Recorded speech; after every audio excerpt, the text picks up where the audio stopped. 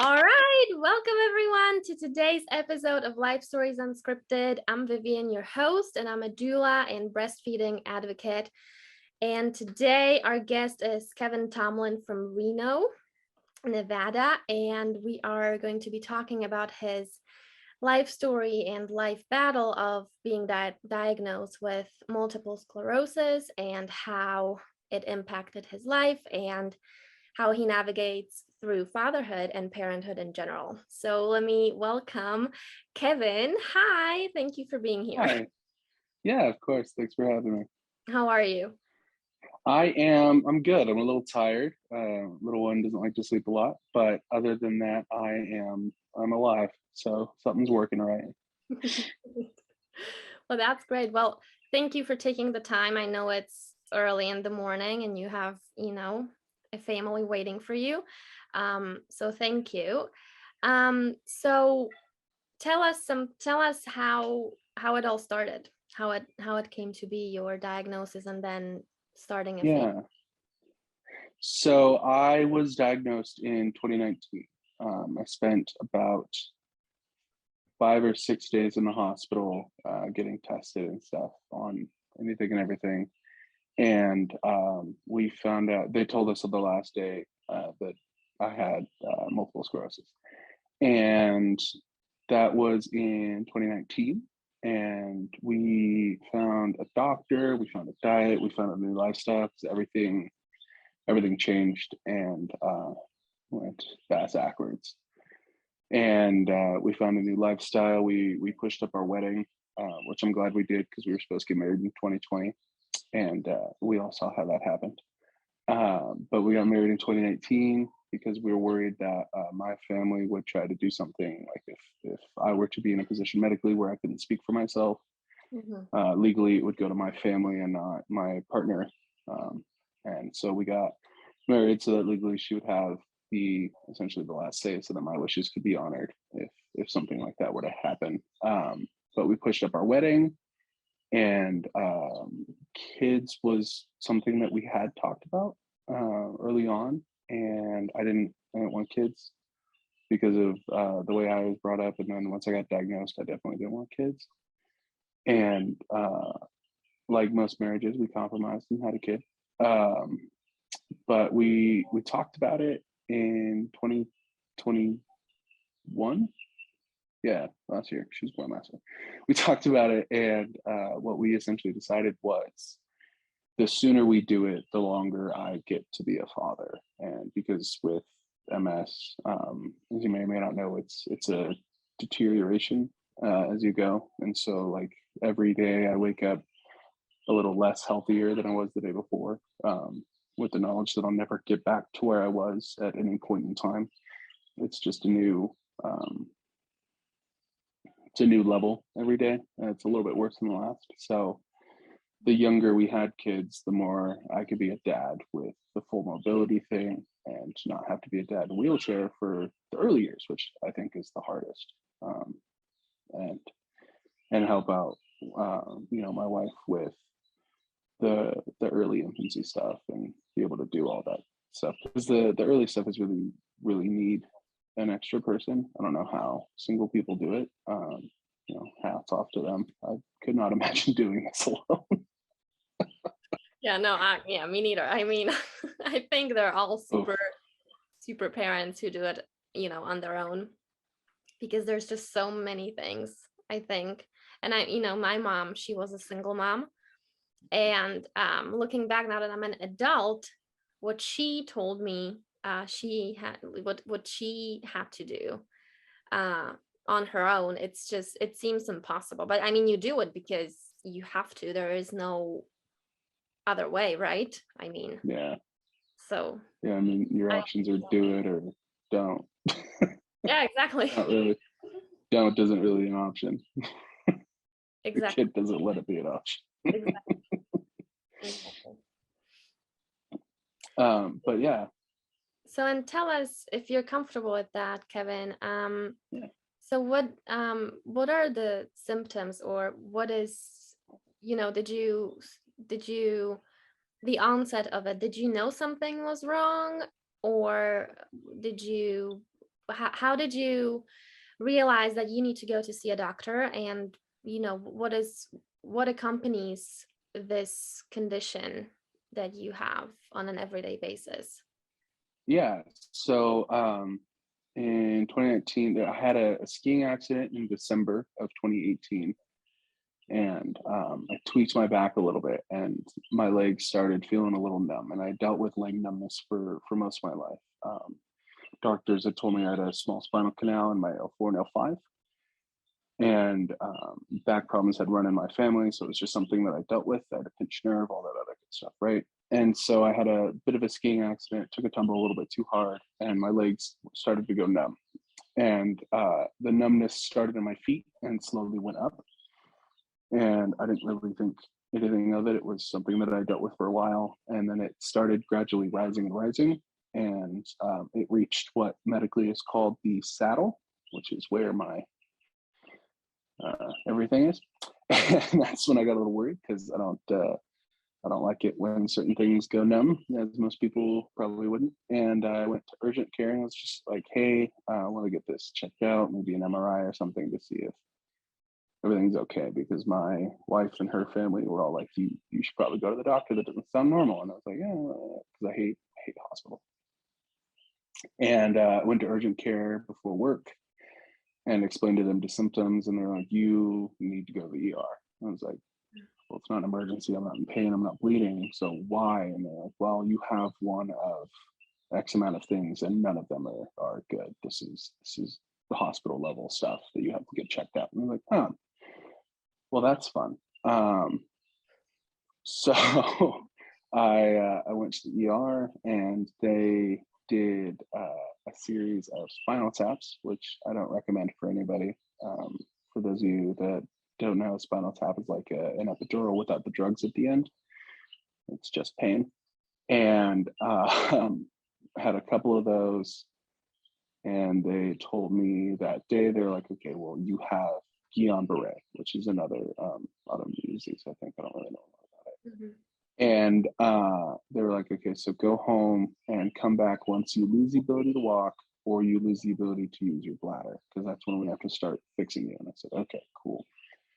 And the next day I got out of the shower and my foot stopped working. And it was just completely motionless. I couldn't move it. It had what they call the bilateral foot drop. And we were like, damn it, let's go back to the hospital. So we went back, and they started getting me ready. Well, first they had me do some more spinal taps for some reason, some MRIs and stuff, just to double check everything. And oh man, the days are all blending together back then. And then they were wheeling me out to get me essential lines that could put me through plasmapheresis, or whatever it's called, pheresis, I don't know, the stuff for Guillain-Barré to cure it. And he was stopped by another doctor who's a neurologist, who said, no, it's not Guillain-Barré, it's something else. And so there were more tests and more tests and more tests, and they moved me from a normal ward, I guess, to the neurology ward, which was filled with mostly dementia patients.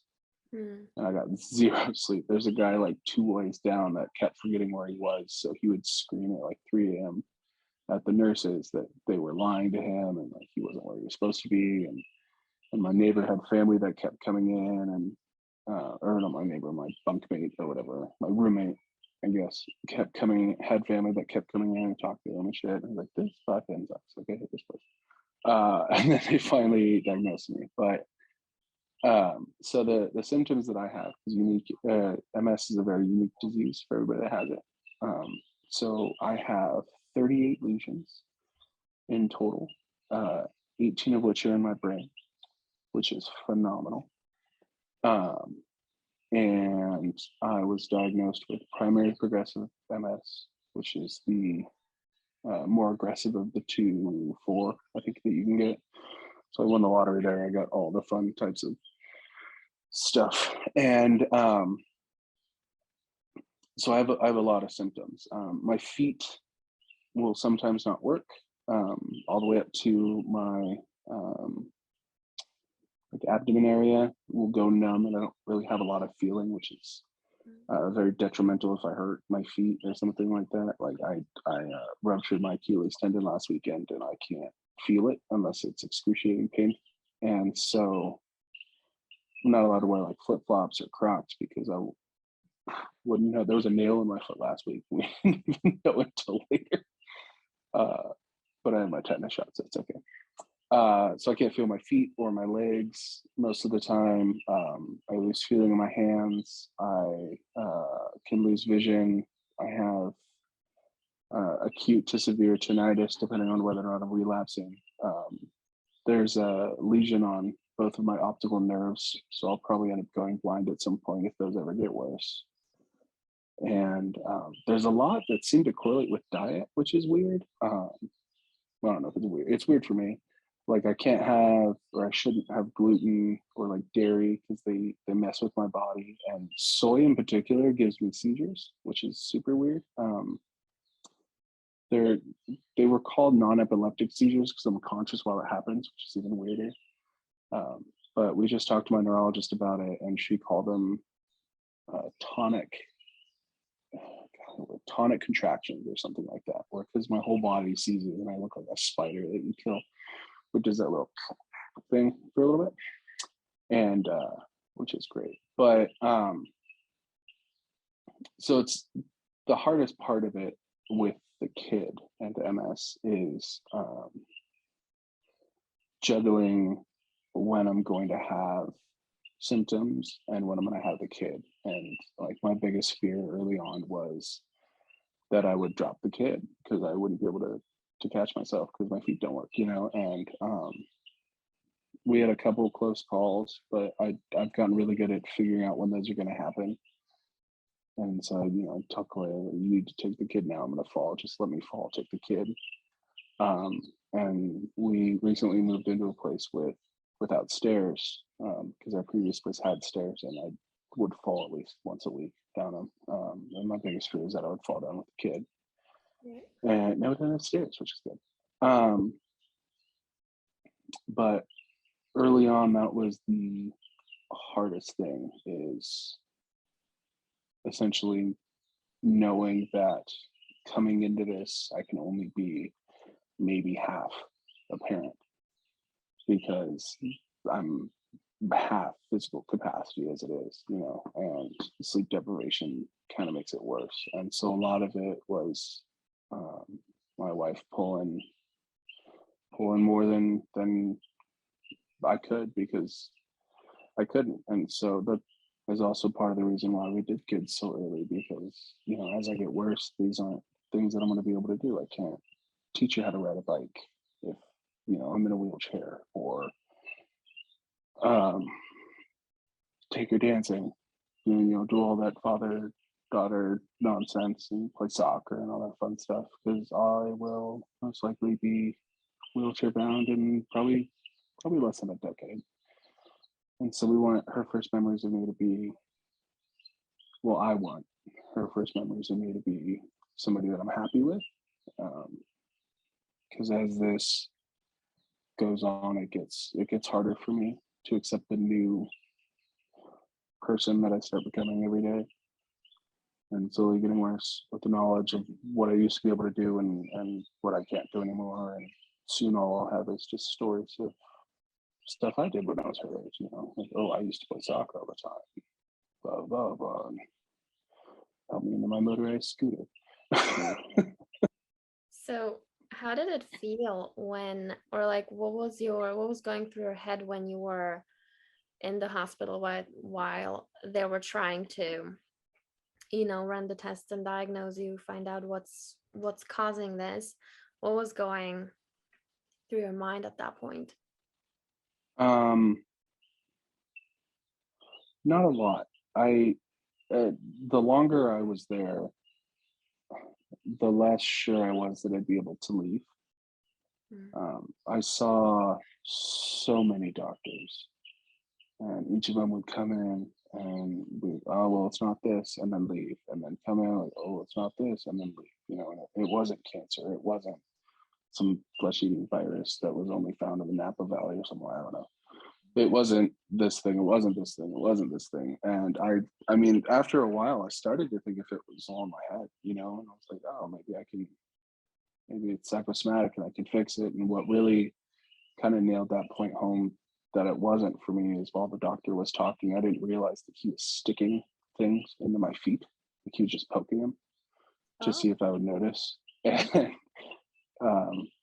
And I didn't. And he was like, well, the good news is you're not faking it. And I was like, oh, why? And he's like, I've been poking you this whole time and you haven't reacted. And I was like, oh, I'm not sure if that's good news or not, but thanks, I guess. But I mean, once I got the diagnosis, because I didn't know what MS was. I mean, I did a bike race for it when I was younger, but that was the extent of knowledge that I had for it, And I did some Googling. My wife and I sat down. We did some Googling, looked at what it was, what it would look like going forward. We're still learning because it's not a one-track disease. But a couple weeks after I got diagnosed, I sat down with her and I said, because I had just proposed actually, like a week before I went to the hospital. And I sat down with her and I said, hey, this isn't something that we planned for. This is a wild card in every sense of that word. And I just want you to know that if this is too much for you or something like that, there are going to be no negative feelings if you just want to dip out. Like, I would be okay with that.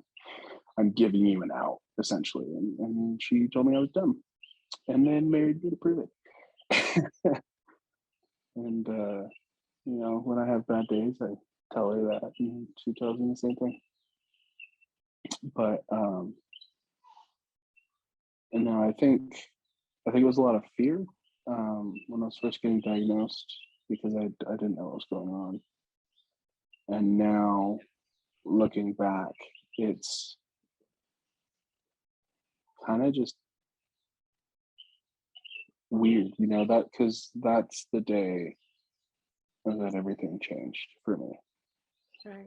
Because it was the day that I was no longer me. I was a new me with this disease and limited capacity and stuff, with a handicap placard and a collection of canes and a walker that I use when shit gets rough. And yeah, it was weird. Well, would you say that with the onset of the new you, that with the baby, it also shifted again to a better direction? Kind of. I got a lot of mental shit to work out because of it, and I don't think it necessarily shifted for the better, but it didn't shift for the bad either. It was a way for me to continue my, I guess, legacy, after I'm gone, you know what I mean?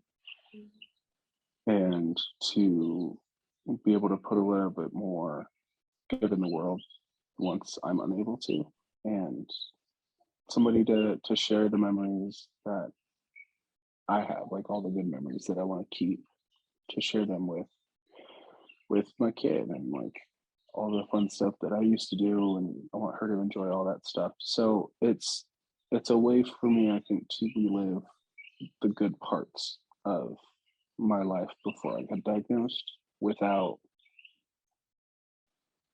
to relive my inner child without actually regressing, I guess. And to tell her about stuff like, when I was your age and walked uphill both ways, and all that shit that we hear from our parents, But Right.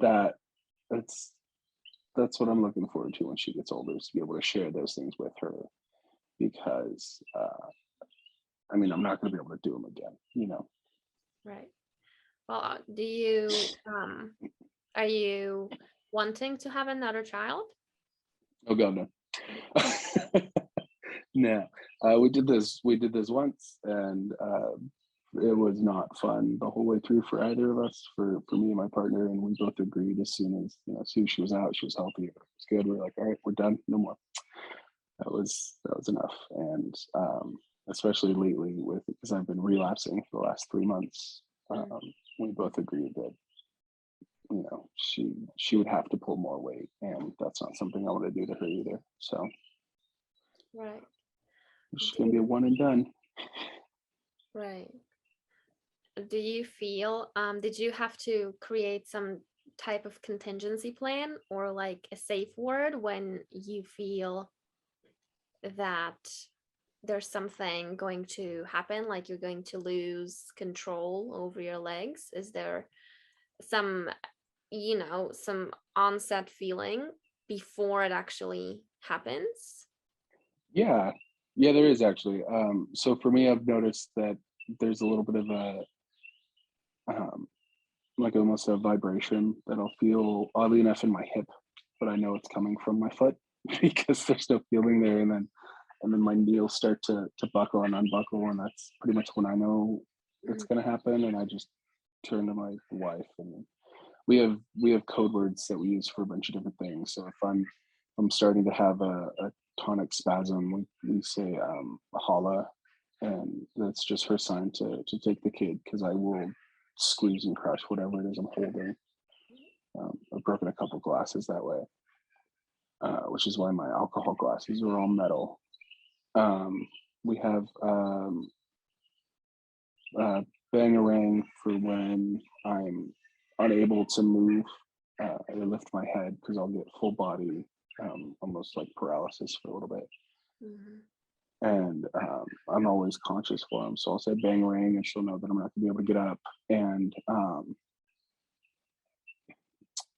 she has a safe word for when because she knows that fatigue is one of my biggest ones. So when we go out in public, and she notices that my leg will give out a little bit, and she's like, "You need your cane," and I'll say no, and she'll say kumquat, which is her way of saying, take your cane, because you're gonna need it, type of thing. And kumquat's kind of her word of enforcement when I'm not really accepting the fact that I have MS, which is unfortunately very often for me.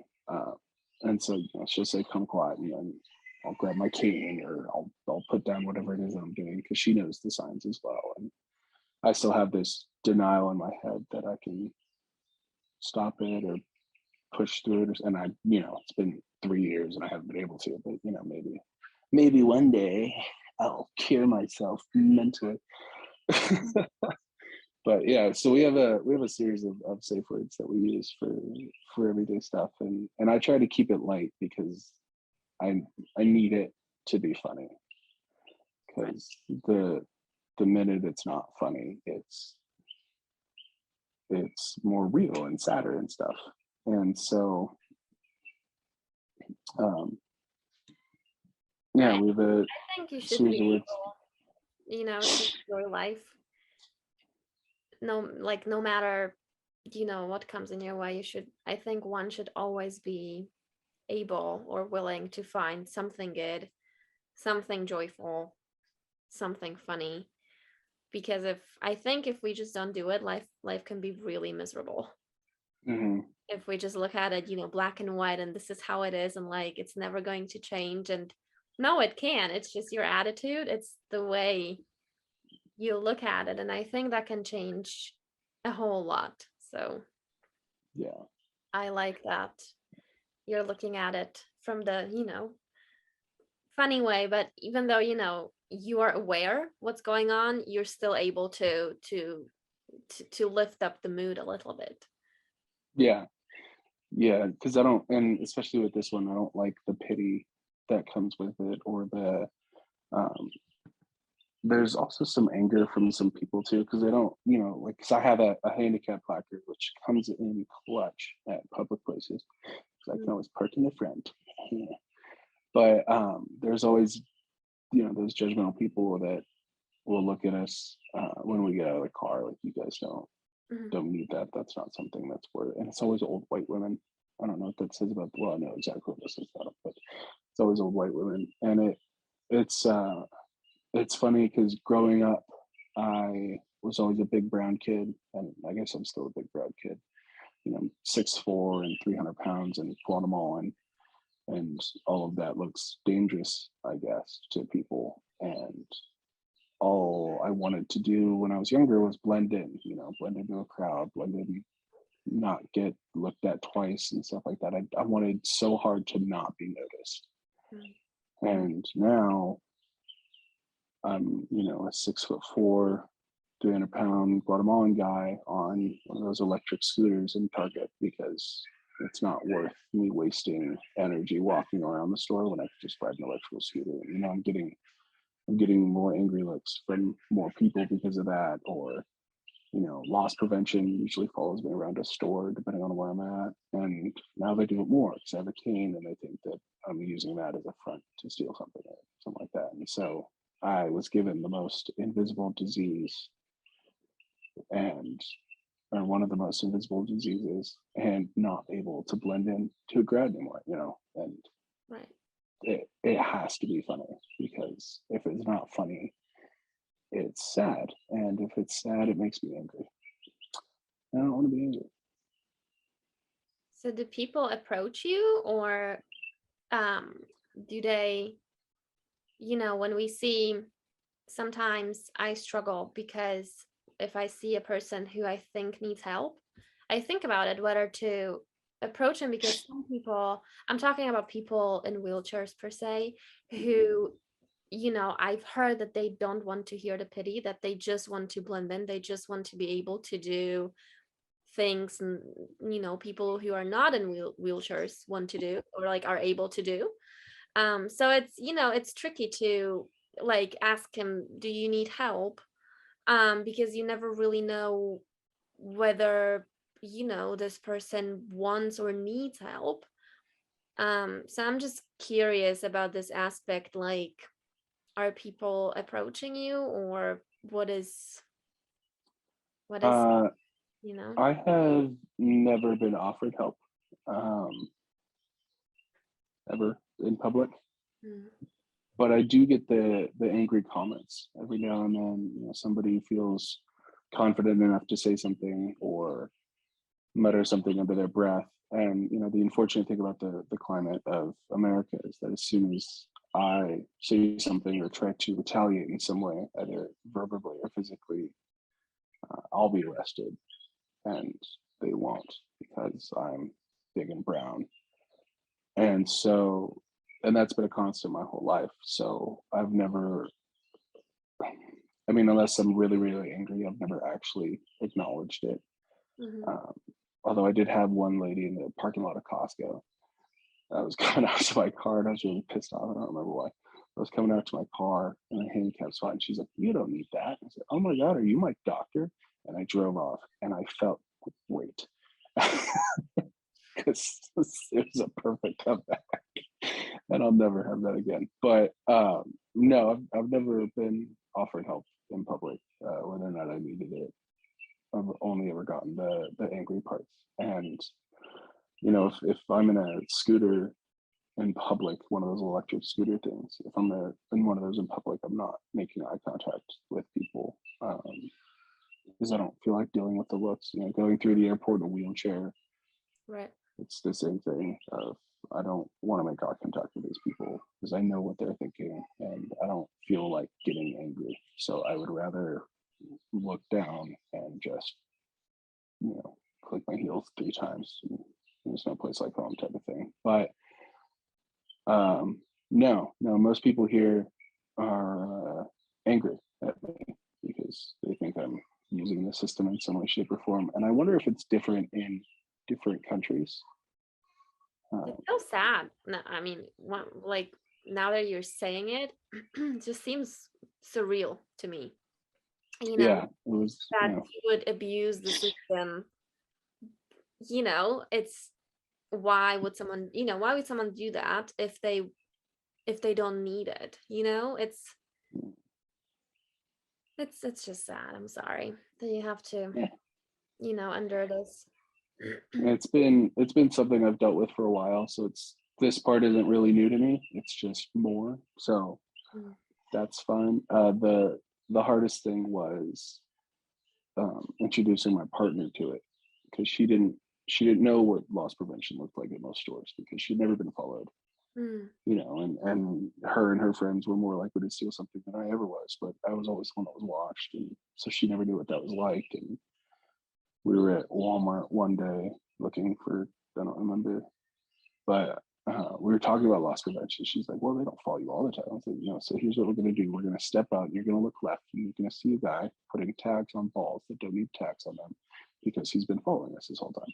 And we did, and he was there, and he was doing it. And I was like, they're not good at their job in most places. They want you to know that they're watching you. But it's, Right. So how is it now that you have a baby? What did something change, or how does your everyday life look like? Do you have a routine that you follow, or do you just go literally on the feeling how you wake up? I try to stick to a routine, just have some semblance of order in my life. So what we usually do is I'll wake up whenever she does, depending on how early it is. Change her, feed her, try to get her down for another nap so I can brush my teeth and stuff. And around that time is when my partner will wake up, and so we'll tag team the kid, and then depending on who has her for the day, really depends on what the rest of the routine is. But for the most part, like if I have her and I'm going up, because I work in Truckee, which is like 30 minutes away from my house, so it's a bit of a commute. Mhm. So if I have her, I'll load her up in the car, get her ready, get all of her stuff, because my wife's parents live up there too, and they help watch her, because I don't want to take her to my work. I deal with advocacy for victims of sexual and domestic violence, and that's not something I really want her to be around. So we leave her with her grandparents, and I'll drive up there, and she'll either fall asleep in the car, or she'll just watch the trees because she likes them. And we'll drive up there and rock out to music, and I'll sing to her and stuff in the back seat. And then after work, I'll pick her up. We'll come down the hill, and then have family time. We'll play on the floor with her for a little bit, work on crawling, and get her in. We try to get her in bed by 9. And she's usually so busy, or she's sleeping, that we don't usually eat dinner till around 9:30, 10-ish at night. We're late eaters because I make a lot of noise in the kitchen. We don't want to wake her up. And so you wait until she's fast asleep and then you make dinner? Is that right? Well, so bedtime routine is my wife, and so while she's doing the bedtime routine is when I'll cook dinner. Oh, okay. So you make noise. Yeah, exactly. I'll make noise, and she'll change her diaper. She'll give her vitamin D drops and Tylenol. She needs it. She's starting to teeth and stuff like that, and give her her last bottle for the night and put her down. Yeah. So do you feel that fatherhood is making you even more tired on top of everything, or do you think you just don't notice that, like you didn't notice the change? Oh no, it's so much more tired. There is, because the sleep thing is, we've both, my wife and I have become so, I guess, sensitive to the sound that she makes when she sleeps, so that we can help her, type of thing. And because of that, I think neither of us is really able to get that deep sleep that we used to, when we were, not parents. It's a different form of sleep, I think, for the first couple of years, because you have to listen for that call. You have to listen, if she got on her stomach and can't breathe, or if she's on her back and can't breathe, whatever, she's doing. And, you listen for those things so that you can prevent it, and go from there. But no, this is a new level of exhausted that you kind of just live with as a parent, I think, for the first couple of years. I don't think there's really, you could, even if you took my kid for 3 days and let my wife and I sleep, we would still not. You would still be tired. Yeah, exactly. It's just a perpetual thing for the first couple of years, I think. No, you're totally right. Absolutely. Yeah. And there's multiple studies on that parents just don't get enough sleep in general Mhm. for the, like you said, for the several years. So how do you cope with this? How do you tackle it? I mean, going to work, providing for the family, being able to actually spend some, quality time, some playtime uh with your baby, and also just like some self-care, and Yeah. sleep. Like that's a lot of things, I would say. And then managing household, that's another level of just your energy spent on dirty laundry or something. Yeah, it's a lot. And I don't do it well, I think. The new place that we're at at our last place, we had the same washer dryer unit. So laundry took a little bit longer because you couldn't do two loads at a time, and that seemed like the ever growing rock for us. And we were just Sisyphus trying to push it up the hill. But at the new place, we have a separate washer dryer. So laundry's getting a little bit easier. And now that the kid's more independent, doing things like that has been getting a little easier. But in the beginning, when we couldn't put the kid down, it was just a battle of, can you take her for 5 minutes while I do the dishes, or can you watch her? And a lot of it was me doing stuff because she wanted to be breastfed, which is, it's fair. And I think my wife had more of a exhaustion thing that I did because she was essentially the dairy cow of the family, and I did all the other chores, and I was happy to do them. It wasn't like a resentment thing. It was just I did everything else because she had to feed and provide for the kid. And that was more exhausting, I think, than anything that I could have done for her. Um, but now it's getting a little bit easier. She's got a routine. She likes to play on her own. We got to make sure she doesn't bonk her head. But other than that, she's not crawling yet, which is a little bit of a blessing and a curse for us, because as soon as she starts crawling, we're like, oh, I don't hear the kid anymore. And Where did she go? now you're gonna have to follow her around everywhere. Yeah, exactly. Or put up a BB gate at least twice. It's the icky phase between crawling and walking, because they can really be fast enough, but they want to be there. And their bodies, like their minds, are ready to walk, obviously, way sooner, usually, than the physical part. So it's this icky phase where, yeah, there's a lot of, I think, frustration on both sides, because the parents want the baby to obviously start walking, but you cannot force it, you cannot push it, right? Yeah. So, but once, I think it's all about, time, and with time everything gets better, I think, even Yeah. the sleep. So yeah. And so, Kevin, tell us, how is it with you going back to work? Did you take some paternity leave? Was it an option? Yeah. It was. I took about I think like a month and a half off, which was great. I got to spend time with the kid, and I got to help her around. I don't know how we would have done it if we both couldn't take the time off. I don't really know how people do that. America sucks for shit like that. But yeah, I took some time off, and going back to work um, it was actually kind of nice. There was a little bit of normalcy. The kid was essentially chaos, and then going back to work for both of us kind of felt like a step towards normal again. I was like, okay, so the life isn't always going to be crying all night or being colicky until forever or something like that. We can get back to where we were, and so going to work was great. I think for me, and I think for my wife. I don't want to speak for her, but um, it was an easier transition than I thought it would be for me personally. Mhm. But I don't know what that says about me. But, but it was fun. It's the content with which I work with is Mhm. a little bit harder if there's a kid involved. I've noticed, because it's a tricky clientele, and the stories aren't really good stories that I deal with, and so some of the ones with kids are harder. But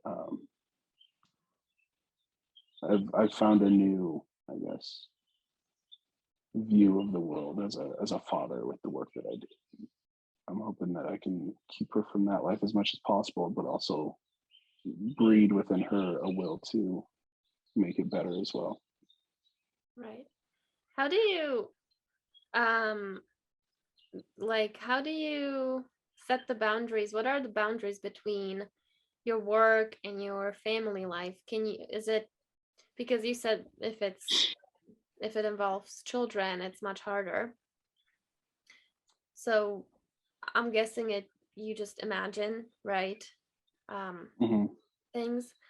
So what is your anchor? What brings you back that this is my life, this is my child, and I'm the one who can actually physically and emotionally and mentally protect her, because I have the power to do that. I'm in control. How do you channel this sort of solace in you? It's been difficult. So there's some stuff that I've had to teach myself in terms of like leaving work at work, and leaving home at home, and working from home is kind of a blessing and a curse again in that regard, because it's like, leave the work in that particular room, and not in this room. And we have a helpline at work that's 24/7, and sometimes I'll take calls for that, and that you know branches that out a little bit too. And so the easiest thing for me, um, is to find myself like a little disconnect, and that's usually in the form of like a video game, or a game, or a role playing game, like Dungeons and Dragons or something along those lines, where I can pretend, or I guess manifest myself into a different person for a little bit. Like, here I am shooting people on this video game, or here I am as a dragon guy on this game, and be able to separate myself so that I can be more present as me in the home rather than work me. So that's been hard, but it's getting easier with time. And there's some days where I come home and I just hug my kid, because I know that she's here and not there, and Right. that's good. That's amazing. I love Yeah, it. Is that's your self-care too, isn't it? yeah, Role-playing games and uh, writing, right? yeah. That is what I do. I write stuff, and I play stuff. It's, I really like the role playing games because it allows me to be not me for a little bit, and I think it's a healthy disconnect for a little bit. Absolutely. And I think every parent deserves this. Every parent should find some activity they do not only on their own, but something that they've had before becoming parents. Because I've heard a lot of stories, and I think this can really help people find their anchor in terms of finding sanity almost in some sense, when you're absolutely exhausted and you just feel that the day is never going to end. But then you put the baby down to sleep, and you miss her or him, and you want another day to begin, even though you're absolutely exhausted. I think it's good to like walk away from this parenthood duty or role, and to find something on your own and overcome the sense of it's selfish, because it's not. It's I think whether a mother or a father or another caring individual, I think they should always have 100% in them, because if they don't have it, they're not able to give it.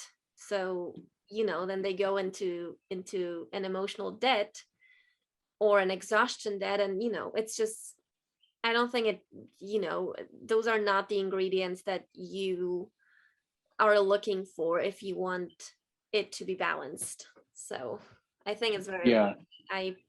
I love it. I love that you have, your own thing that you just do on your own and you disconnect. Yeah, that was a big one that my wife and I talked about early on, to have that for both of us, of what we want to be able to do in the interim. And it in the beginning, when she was first home, or born or whatever, it wasn't like I was, she's here, I'm gonna go back to D&D or whatever. Yeah. There was a couple of weeks of none of that, because take care of the kid. And when she got a little bit older, we were able to do that and disconnect. And she plays D&D with me now. She'll sit on my lap while I do it, because we do it virtually. And she'll sit on my lap while I play, and I'll let her roll some dice. And I have to be careful that she doesn't, because she likes to put stuff in her mouth now. Right. Choking. But yeah, exactly. But But she loves it. It's a fun thing. They're so attractive.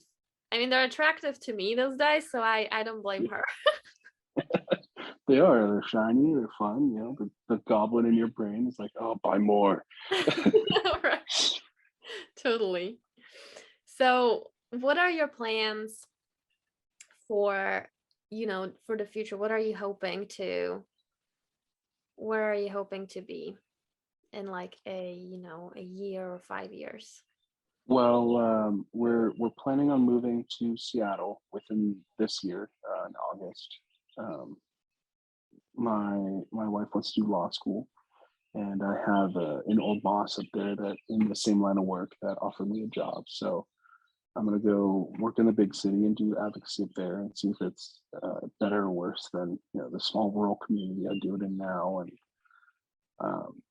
in 5 years, hopefully, my wife will have been graduated from law school. Maybe even starting a job at a firm, or I don't know what her plans are.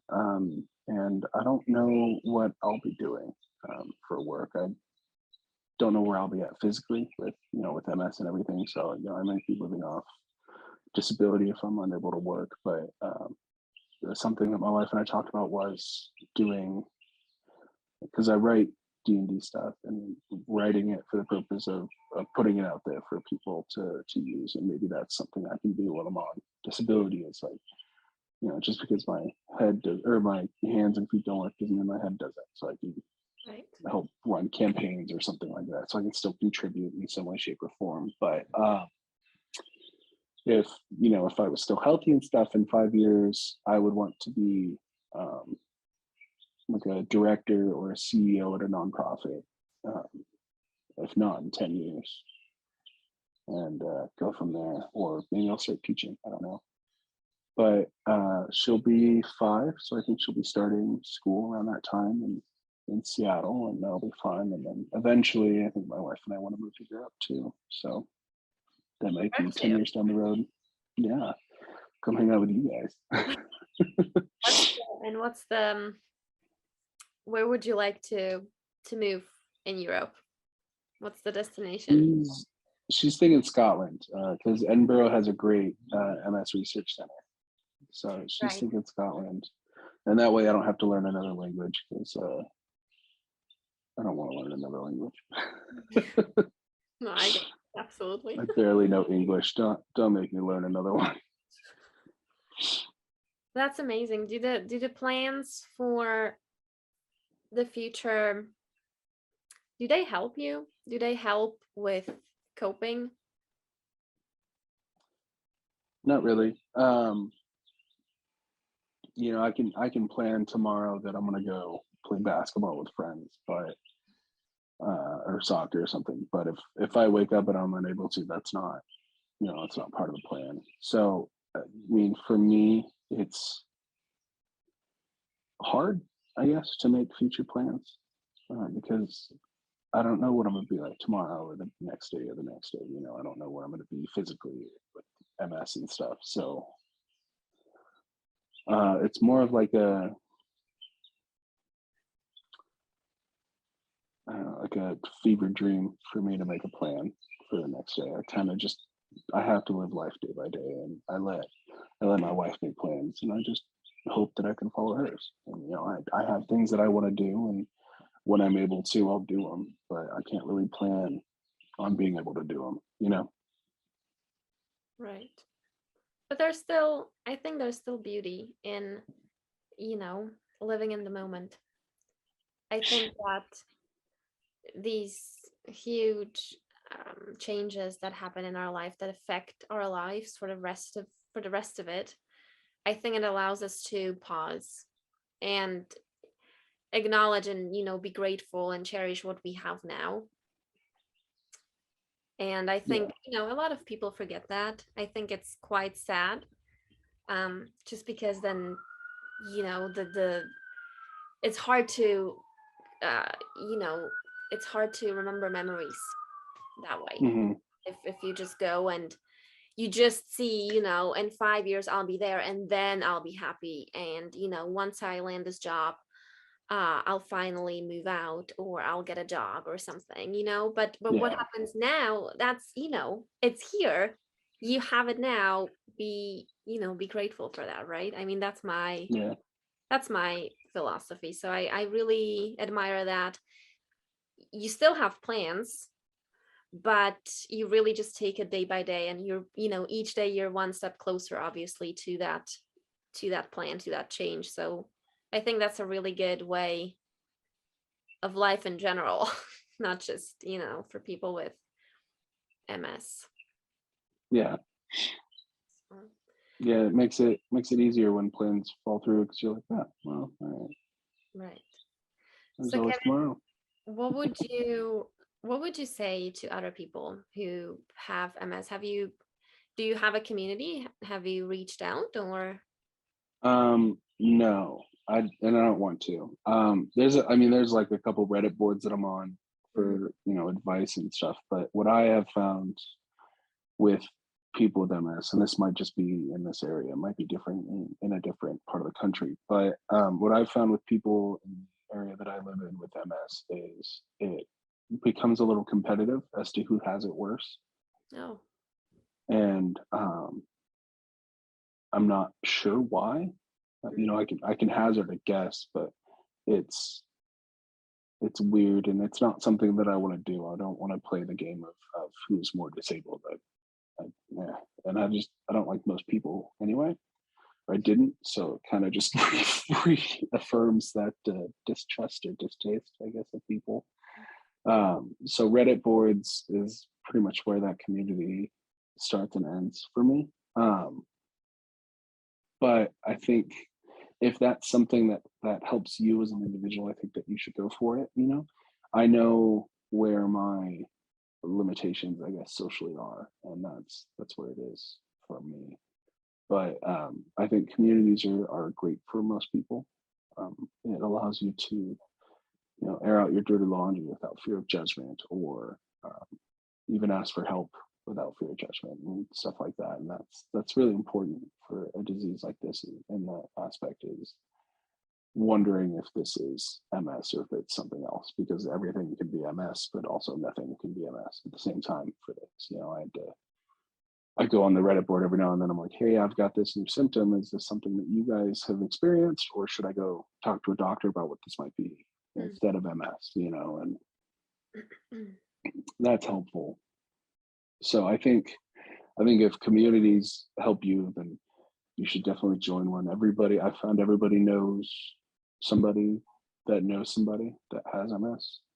I've never met someone that knows somebody directly that has MS, except for my friends. But